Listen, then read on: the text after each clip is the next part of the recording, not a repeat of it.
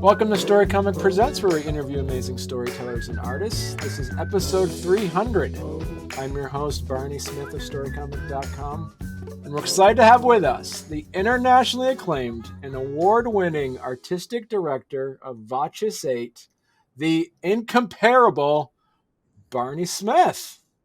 Quite the introduction. Thank you very much. Obviously goes with the name. Yeah, see? Congratulations on your 300th episode.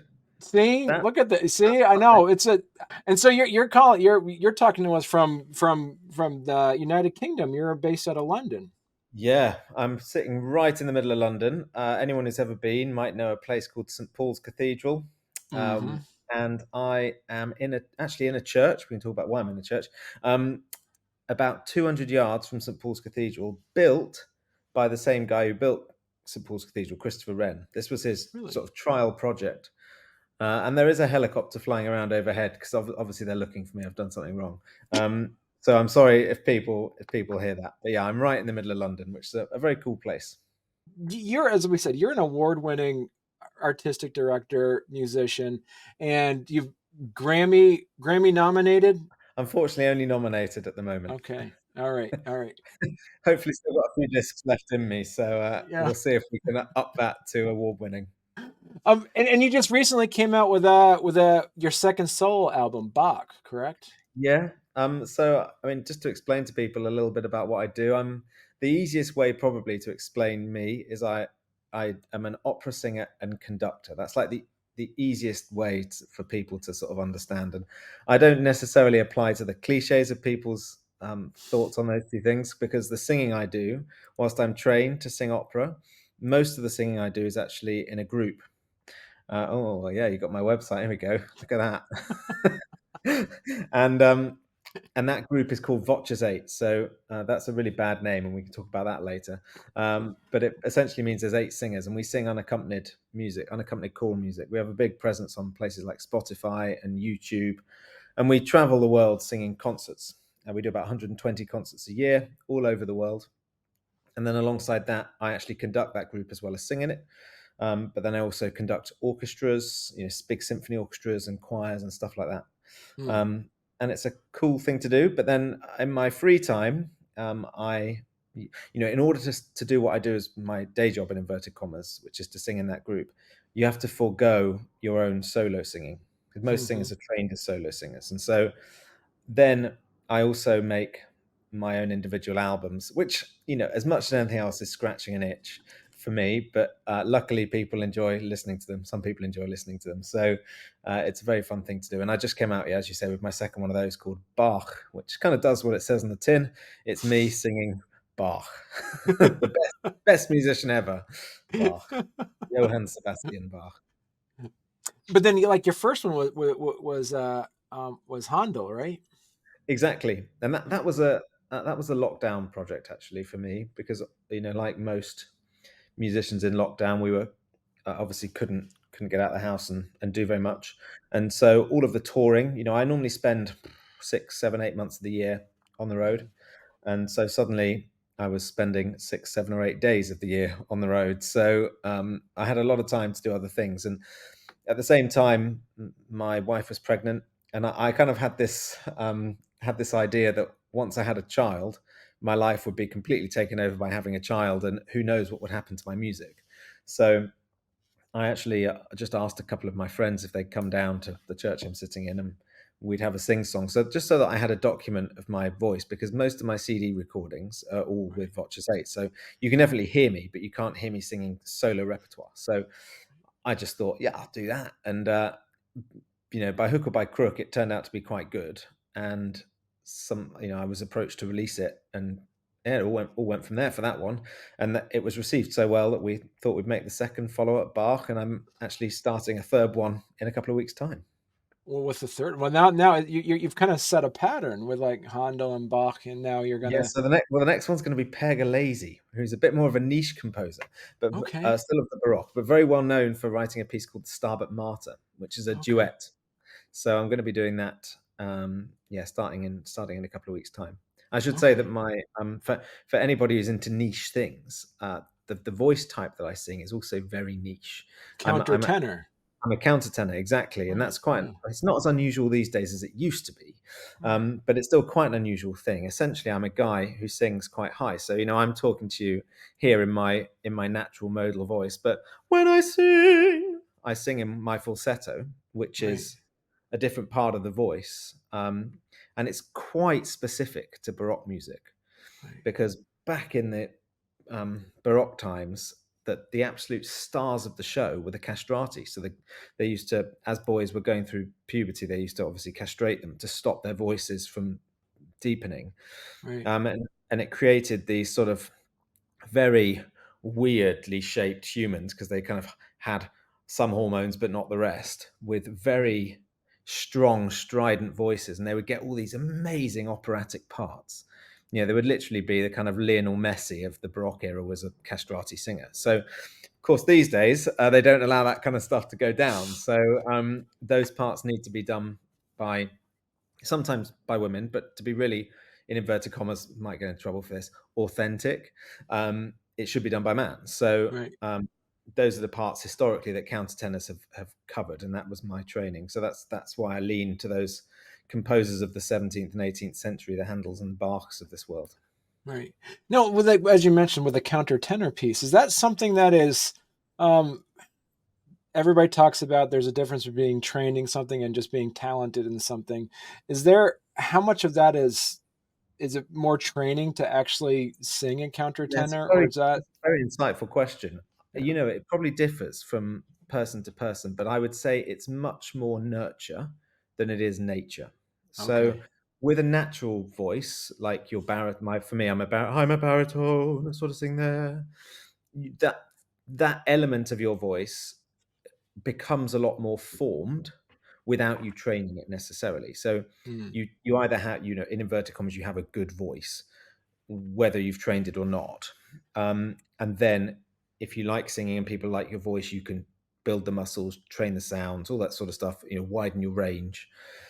With the falsetto, with the countertenor part of it, every guy can make the noise, Hmm. but without training, it tends to be quite weak. Right. Um, and so, and certainly when I do a little bit of teaching, and when I'm working with younger singers, it's very noticeable for them, things like stamina and all that sort of stuff. It's much more noticeable that the muscles need that training in the falsettists than it is in the people who are singing in their natural instrument. So yeah, more nurture than nature, but nature I think still has quite a big part to play in the sound that you make, because the sound we Right. make as singers is very much based on our physiology. What shape we are, how we resonate, the size and makeup of our vocal folds, all those sorts of things. And of course, you you can't change that to a certain up to a certain point. Do you feel yourself in your role as being like the artistic director of VOCES8 and also as your own solo career as well? Do you lean more into the educational aspects of the craft, or do you lean more into the actual artistic level of the craft? Sure. I mean, I would say I'm a performer with a conscience. That's how I would describe myself. Um, and what I mean by that is that when we started um, VOCES8 in 2005, myself, I founded it with my brother Paul, and we kind of had a joint mission, really.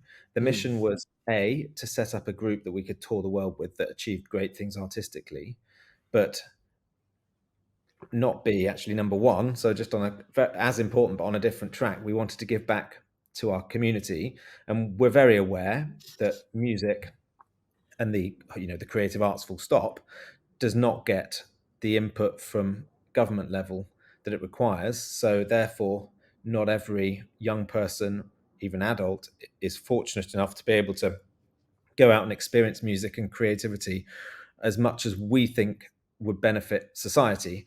And there's so much science, isn't there, that tells us what a Right. difference 10 minutes of creativity, art, or music in a child's life can make to their development. Yet we don't seem to be able to put it on the curriculum. So we set up a foundation at the same time which specifically lobbies and targets that. So we do everything from run workshops for kids from 3 up to adults of 83, all the way through to going out and finding areas of specific creative poverty and setting up whatever we can in those areas. And we do that here in the UK, but we also now have a foundation in the US as well, and a foundation in France. So I would say of myself, my primary role day to day is to ensure VOCES8 is nailing it, essentially, and that we're doing great things artistically to maintain our presence in the industry. But the foundation, which is now very much run by my brother, is trying to achieve the same thing, but for the community.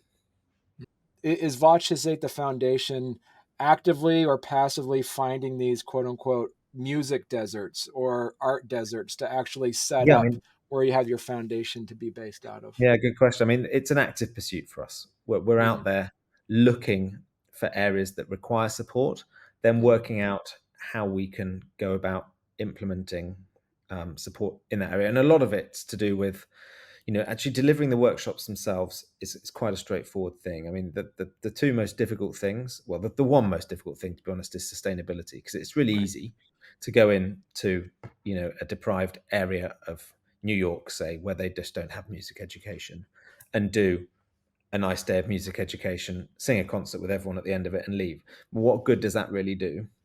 Of course, it has an impact, but the sustainability of that impact is going to be limited. So Mm, we're looking to find those sorts of areas, and then looking to engage support financially, which might then have some sustainability to it itself, and then put programs in place that might see a child from the age of 8 to 13 have a provision of singing in their life every week, for mm, example. Because then, they've had the opportunity, they've experienced it, and that they're benefiting on the basis that they can connect with it and make of it what they want. If at the age of 13 they never choose to sing anything again, well, they're going to have benefited from the experience, and they're going to have made that choice, and it's a choice they've been able to make, and that's what we would like to see, as well as all the cognitive impact it can have, which is a very positive thing.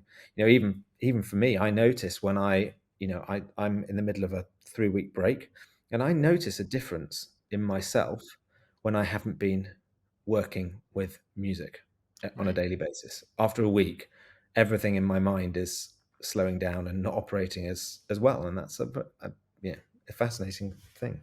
Do you have?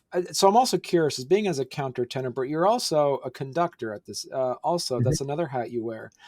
Do you feel? I'm very curious about this as somebody that is a conductor. Do you subconsciously have preferences of what musical instruments are playing at any specific time, or as a is there one thing that's like, now let's Yeah, forget about the all the brass for a bit? Like, is there? I'm always curious about how that works. that's interesting. I mean, we're all susceptible, aren't we, to Yeah. our own taste. There are certainly instruments that I prefer to others, but something that I love when I conduct, that I find fascinating when I conduct, more so than when I actually listen to music, because it's a bit more subconscious for me when I listen, is how composers use an orchestra to Mm, paint a picture. So, I'll put it straight out there and say I really like the oboe and I don't massively like the clarinet, for example. If I was going to listen to something, I would always pick an oboe concerto over a clarinet concerto. But when I'm conducting an orchestra, those instruments, they don't become so much. My mind is moving away a little bit from that sort of personal preference, and instead, I'm almost in a creative mindset, trying to build color. And so I see mm, both of them as tools. I suppose a little bit like if you're an artist, right. if someone said to you, "What's your favorite color, red or blue?" then you probably have a preference. But then actually, if you're painting a piece of art, you view red and blue as assets that you can use to achieve the greatest gamut of color possible. And I think it's a similar thing Right. to being a conductor. And it's something that always fascinates me, and that the compositions that I enjoy conducting the most are the people I think who are probably the greatest orchestrators. So the people who are using all of the different instruments in the orchestra to create the best colors and effects. People would ask, like, when they hear a musical piece, is like the question is like you just mentioned that analogy of painting a picture. Some people would say it feels like you're telling a story. Other people say it feels like you just took me on a journey. Is there one preferred analogy over another that you seem to gravitate more towards? Not necessarily. I mean, when I'm conducting, Nirvana for me Yeah. is that I am moved emotionally Right. beyond being present in the room. And that's, it doesn't happen that often, Right. because when you spend as much time as I do in front of musicians and hearing, I have this with VOCES8. I hear VOCES8 every day of my life, more than I need to, Right. for whatever reason. And so the effect of 8 unaccompanied voices becomes completely, I'm almost numb to it. But then I'll go away for 2 or 3 weeks, and I'll walk back in, and I'll hear 3 or 4 of the guys practicing in the corner of the room before rehearsal starts, and I'm hit by, just how amazing that Right. it is to hear 4 voices unaccompanied. And I think it's this, the same when I conduct an orchestra. But there are moments when, I have one on stage. We were doing a concert 2 or 3 weeks ago. It was a choral concert. We were this cool piece called it's a mass setting by a Swiss composer called Frank Martin. I'd never done it before. And in the Sanctus, it's just, the music is just incredibly beautiful. And suddenly, it must be, I've never really bothered to analyze, but it must all be very all to do with the chemicals in your brain. The amount of chemical release in my brain just overtook my body, and I was just on stage, and I could have been anywhere. It was Right. like I was on some sort of trip. And so and that for me is Nirvana, because it means you're making and living the music in the moment. It's so easy as a classical musician. I can only speak from the perspective of a classical musician, because I don't particularly do pop music, to sort of get very technical with what everything's written down on the page in front of you. It comes with the notes you should play, how long each note should be, what the tempo should be, what the dynamics should be, what the performance instruction is. Everything is dictated to you, and Right. so you can become enslaved to the score. And this Right. moment of Nirvana is just freedom, and that for me is what I'm always heading for. But when you see music written out, is that a recipe or more advice at that point?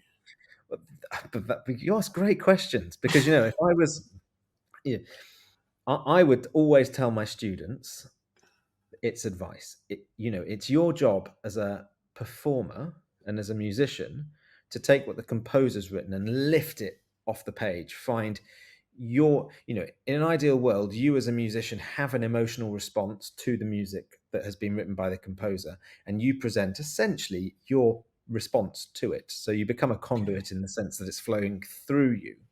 Right. But that can be, depending what your job is, that can be difficult to achieve.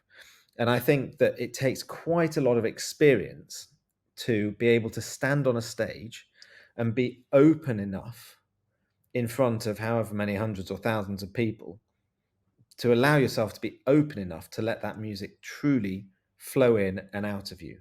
And a Mm. lot of the time, because people are slightly inhibited by being on a stage, the first thing that they do is they move into the technical realm, and they start to use the music almost as like an excuse to close themselves down and start operating as a technical instrument Right. rather than as a human. But something I say to all of my conducting students is, you are ready to be a proper conductor when you can stand on a podium, which, by the way, is the loneliest place in the world to have to stand. When you can stand on a podium and you can truly be yourself. Mm. And that's not just how you make the music, but that's just how you interact. When you stand on a podium, you're essentially leading the room. People always think the most important thing for a conductor is that it's a musical position. But actually, one of the most important parts of being a conductor is managing the room. And that, of Mm. course, is all about interpersonal skills. And so when you get on the podium and there's all these musicians looking at you, and you're like, oh, the first thing you do is you start acting up, in whatever way that is. Some people go into themselves. Some people become, they try to be funny. And of course, we all know, it's like going to a party and it being awkward. It's that sort of thing. You've got to get over that hurdle. And I think, yeah, it's the same with being on stage as well. They're very, very difficult things, but yeah, not allowing yourself to get locked up by all of the information on the page is Mm. critical. So you mentioned before, like with Handel was your kind of like your COVID project, and and VOCES8, you during COVID, you guys created what was the digital academy? Yeah, we created a digital academy. We created a digital concert series called Live from London. Right. Um, all that stuff kicked off. Yeah. What do you see in the field of music? Any innovations or changes that are going to be kept in the field of music due to COVID? It's a bit of a cliche, isn't it, to say that, we're dinosaurs in the classical music industry. It's a cliche to a point, but was also true to a point as well. Yeah. The idea of music and concerts being presented via the medium of streaming was something that very few arts organizations, taken on board and were working with prior to the pandemic. And now everybody's into it. And I think at first there was this reaction, which was like, "Oh, we can't do this because then people will stop coming to concerts." And we make our living from people coming to concerts and buying tickets. And I can totally understand that perspective. But I think if COVID's taught us anything, it's that digital music will never replace live music. Right. We all know that the CD isn't going to exist in 5 years' time, or until it comes back in 30 years' time, like the vinyl is now. But it's almost. I mean, it's as good as a dead cert that Yeah. CD. I mean, how many of your listeners who are listening now, who listen to podcasts, still have a CD player? Right. And I think that there was a fear that the same thing would happen to the live concert if digital streaming took over. But I think we can say with dead certainty that won't happen, because the impact of hearing live music in a room Right. is just something that no matter how hard you try, you cannot recreate. So there was a little bit of people were standoffish to begin with, but now I think that the industry is embracing it in a very positive way, because in order for people to maintain interest in classical music, in order for us to maintain an audience, we need to remain relevant to society. And one of the biggest problems with classical music is most of the guys and gals who wrote it, unfortunately, most of the guys who wrote it, died 300 years ago. And so, how does that music remain relevant? Well, why is history relevant? We are a product of our history, and our culture is a product of our history. So, understanding and maintaining all of that historical content, and which music is a big part, is important. And we can go to, there's a whole lecture in that. But the point is that to the next generation, if we want them to open the door to classical music and we want them to see whether or not they're interested in it, we need to meet them at their level. And that is digital media. And so for the classical music industry, which was generally speaking pretty behind the times, COVID has been a very good experience, because every arts organization in the world probably these days has streamed something. And so they're beginning to understand how to bring their music to people, using the internet, which is the greatest marketing tool at our disposal, is it not? Right. And it's right. It kind of democratizes entertainment in that sense, and then you're able to, and also you making classical music more accessible to a larger audience as That's the well has magic been word. a huge boon. Right. That's the magic word. Yeah. Accessibility. Yeah, Yeah. it is a huge boom, but it was Yeah. also quite sweet how scared we were of it to start with. Dude, so you mentioned earlier, as we said, that you have 2 solo albums out, and for those that are listening, that understand music on kind of a surface level, the difference between, say, a solo singer and then, say, an ensemble group. What are the benefits and drawbacks of being a part of an ensemble group as opposed to doing a solo album? Can I just say, I've been interviewed by a lot of people from the music industry, and they just don't ask such insightful questions. That's an amazing question. Well, the first thing to say is that to sing in an ensemble, essentially, one thing that we're often going for in ensemble is the element of team. And so leaving a little bit of the individuality at the door when you walk in is an important thing, but not too much of the individuality. And one of the nice things about the human voice is you can always tell whose voice it is from a singer. They're very unique. Everyone's voice is very unique. So, Right. but in what we do, the individuality element of it is all about being able to exercise a great level of control. And that's specifically something we work very hard on, is how loud and or soft we sing. So we tend to sing a lot softer in a choir, generally Mm. speaking, because the louder that we begin to sing, the more what we call on voice it becomes, and the more on voice you go, the more it sounds like Barney. And the other big part, significant part of it, is the use of vibrato. And vibrato occurs in a voice because when you sing, you're applying essentially strain onto the muscles. And in order for them to cope with the strain, they vibrate. You know, if I asked you to stand up and hold your chair out to the side, your arm would start shaking. That's your muscles refreshing in order that they can continue to hold the chair up. And it's a similar thing with the voice. And of course, because there was a necessity for the voice to do this over the past 400 or 500 years, we have turned it into an aesthetic object now, which is where we get this idea of the use of vibrato. So we're working to control that. So when I sing solo, a massive benefit for me as a singer is the fact I can operate with so much control. I can choose when I vibrate and all that sort of stuff. I can sing softer, and back to this idea of creating color. I've probably got a wider color palette than some singers who just sing solo because I'm so adept at singing at the softer dynamics. Right. Intonation's another huge thing. You know, people cannot listen to choral music if it's out of tune. And people would say, "Oh, I can't hear out of tune." You know, I promise you can. If I played you an in-tune chord and an out of tune chord, I promise you, it gets to a point. You know, when you sing with instruments, that the margin for error for the singer is much larger because, generally speaking, the instruments are playing, let's say, a piano. A piano is just a tuned instrument. So the piano is playing in tune, and you as a singer, therefore, whoever's listening to you already has a real idea of what the key is. So if you ever so slightly drift, and sometimes it's stylistic to drift, you know, think of blues, all that sort of stuff, or drift up to note from the bottom, it's not in any way off-putting to the audience because there is such a defined pitch center from the keyboard. Right. When you sing a cappella, when you sing unaccompanied, that just doesn't exist. And then we get also into the way that we tune. So a piano is a piano is actually out of tune instrument. And there'll be lectures you can watch about this on YouTube.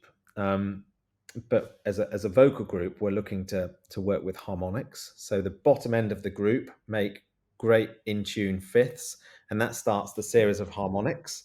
And then the parts above are actually tuning up into the harmonic series. So, for example, if I was trying to sing a major third in a chord, which is the note that makes a chord sound happy, I would actually have to detune that note compared to the piano by 16 cents. That's 16% of a semitone in order for it to be perfectly in tune. And so the nuance of intonation is something that you learn about and have to be expert at. And then when you go out of the ensemble environment, you're operating at a level of intonation that a number of singers, I mean, a lot of people rely on their ear for it, but don't ever particularly learn or know about it.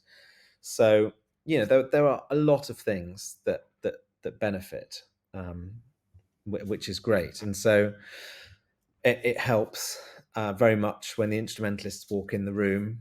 You know, you're used to singing with other people, so then you're working with instrumentalists. You can actually sing with them rather than just asking them to sit behind you and play along whilst you do your thing. So yeah, loads of stuff, which is very good. So talk to us a little bit about, as well as that you mentioned, like the origin of VOCES8. Where did that name come from? I was having a bad day because I should also compliment you on saying it correctly. You know, I mean, my personal life story is that I was a chorister at Westminster Abbey. That's how I got into singing. And it was my dad's job was moving to London, so my mum was down looking for a job and also looking for schools for me and my brother to move to. And she went into Westminster Abbey as a tourist and saw the poster on the wall that said, you know, this could be your son, with a little choir boy. And lo and behold, a year later, you know, Paul and I enjoyed singing at school. So a year later, we were there. Then when we left there, we went into a choir called the Millennium Youth Choir, which is part of the Royal School of Church Music. And that's a kind of choir that takes people from sort of 16 to 22. And so we have made loads of great friends there. And when we graduated, that choir, we just decided to start having people over to our parents' house at the college holidays, and we would go and sing in the local cathedral and raise money and give it to a local charity. Hmm. And we were invited. I have no idea how. I still have no idea how. We were invited to go to Italy to sing in what we thought was a festival. And there we were, 21 years old, and someone was offering us to go to Venice. They were paying all our expenses, so it was essentially a free holiday. And all we had to do was sing 7 concerts, and that's what we thought. Anyway, then we got there, and we had to do the concerts, but it was also a competition. And one of the categories was jazz and pop music. And so we'd grown up listening to groups like Take Six, the Manhattan Transfer, Gene Perling and his Singers Unlimited, the High Lows, lots of great American groups. And so we just did some of their music, and we actually won this competition that we didn't even really know we were entering. People started offering us work. And Paul and I thought, well, hang on a minute. Yeah, there might be a business in this. So we just threw the kitchen sink at it, to be honest, and we set up this foundation. And that's how it all began. But we needed a name. We didn't have a name because we were not really a group. So we needed a name quickly. So we thought, well, Vachus sounds Italian for voices. And the number 8, that's how many of us there are. It turns out that Vachus, VOCES, is actually Spanish for voices, not Italian. So it's actually Voces. Voces ocho. So we managed to pick a name that meant nothing, and that nobody can say or spell. And here we are. What, close to 20 years later? Still, working hard to enable people to say it correctly, of which you're doing very well. I thought it was I thought it was initials for something like vocals English something. So I thought it was see. I wish. Yeah. No, I was just 21 years old. Never thought for a million years that it would be anything other than the name on a piece of paper for the next 15 minutes. I've actually been in a branding meeting today because we're starting a new upper voice ensemble in America, and so we've been having a branding meeting about naming it. And we've got these, this great branding company on board, and the types of conversations that we're having are absolutely amazing. And I sort of think, I wonder what name we'd come up with for ourselves if we went through this process again. There's a lot of apprehension with the term AI. What I'm kind of curious as an artistic director, where do you sit on this? Well, interesting that you should ask, because I've just done a project with a guy who's very much at the forefront of AI in music. His name's Ed Newton-Rex. And I have to be honest and say I'm relatively ignorant to it. But I had a long chat with him about the whole thing, and he says that AI will never replace the human brain, and a bit like we were talking about live music in the room, that AI will never be able to create in the way a human can create, but that it's a hugely positive step forward because it can enable creativity. So this piece that we were doing with him, he wanted to write a piece of choral music, had lots of ideas for the music, but was really struggling with the text. So he found a piece of poetry from a work by Benjamin Britten that he liked, and he put it into, I think, essentially ChatGPT or something similar, and asked for ChatGPT to write a poem in response to it.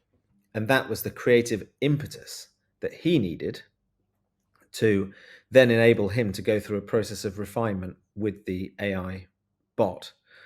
And he says, this piece of music would never have come into existence if I hadn't had essentially the AI as a sounding board. So I think that from his perspective, it can be a very enabling thing. I know people have serious concerns about how it's going to replace musicians, but if we're honest with ourselves, we've had samples in the music industry for a very long time, and musicians still have jobs. And it comes back to that thing that nobody, it is possible to tell when something is human and when it isn't. And I have no idea how AI can go advance from where it is now.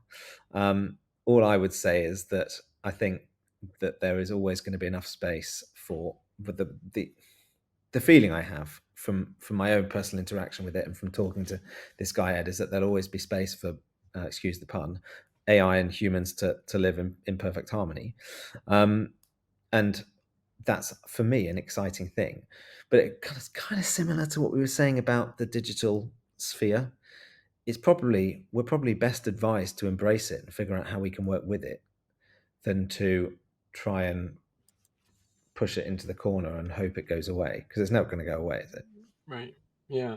Yeah. Like you say, utilizing it as a tool, not as a competition, is going to Totally. be advantageous. Yeah. Yeah, I think so. Yeah.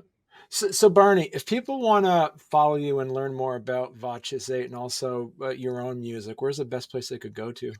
Well, I mean, VOCES8's very well. It's all over the internet. We record for Universal, so you can imagine. But we have some great videos. People love to listen to us on YouTube. So if you just type VOCES8 into YouTube, we have a very active channel there. Spotify, voces8.com, Facebook, all that sort of stuff. All the usual places. It'd be lovely to interact with people, and we tend to be. We do our very best to get back to people when they reach out.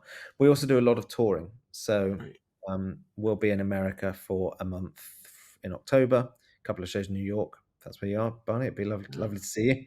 Come along to a show. Yeah. But yeah, we're going out and about all over the place. So it'd be very nice to see you. And actually, something that people might find interesting is that we've just released an album with Paul Simon, which I think is one of the most interesting things I've ever done. Getting in a room with him. When, you know what? If ever you wanted an argument against AI, with Paul Simon is it. I mean, this guy is just like, there is no way a computer could ever simulate what is going on in his head. Right. It's incredible. He walks in the room. He's the nicest guy in the world. Walks in the room. He's got absolutely no idea of what he wants to get from the day. He doesn't need to get anything from the day. Walks in. He's like, okay, well, let's start here. Yeah, sing something. Oh, yeah, I don't know that. Sing something else. Oh, no, that's interesting. And it just goes, and it's just the way his mind sort of unravels in front of you. You see this creative process unravel. It's absolutely fascinating. Yeah. And so we did a project with him called 7 Psalms. It's his latest disc. And yeah, that's a cool thing. It's quite difficult to, our input, I would say, is subtle. Because the disc is essentially him playing guitar and singing, and his wife Edie duets occasionally. But then there's a secondary layer of chimes, gongs. He's massively into microtonalism. So that's like on the piano, we have like the 12 semitones in the scale. But he's interested in all the space in between those semitones. And so he's got like all these gongs and stuff, and we're all in there recording a load. Like, it's some of the most difficult singing I've ever had to do in my life. He'd be like, oh, and he'd be like, no, a bit sharp. He's like, oh, and you can barely hear the difference yourself. And he's like, yeah, that's it. I'm like, okay, I don't know what I did. So people should definitely check that out, especially if you're a Paul Simon fan. He's the poetry. ChatGPT could never come up with the poetry he comes out with. That's for sure. So yeah, all over the internet. Go and check it out. But come to a live show, because there's nothing quite like live music, is there? Yeah, perfect. And then they can find your stuff too. Is that at barnabysmith.net? Yeah, barnabysmith.net. Yeah, again, hit me up on Spotify. All my albums are up there. Latest one's called Bach. Get in, pour yourself a glass of red wine, sit down, stick it on, watch John Wine for the day. You never know. You might find something you like. Have a drink with Barney right there. Drink some wine with Barney. Yeah, he'll sing to you. There you go. Well, perfect. Well, Barney, this has been a great pleasure talking to you. I've had a blast talking to you. This has been great. Oh, thank you for having me. You ask incredibly insightful questions.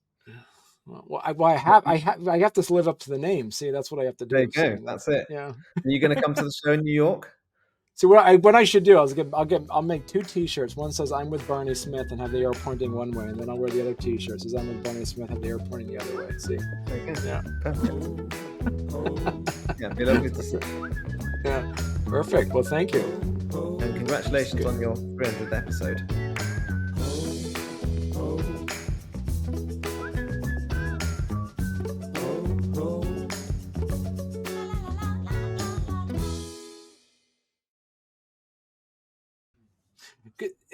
there's a term like where a lot of oh, hang on, Bernie. That's what I love about this. I can timestamp it, and then once it's all edited, it'll be so smooth, and people are like, "Wow, Bernie's asking Bernie great questions." But yeah, I'm gonna timestamp this real quick.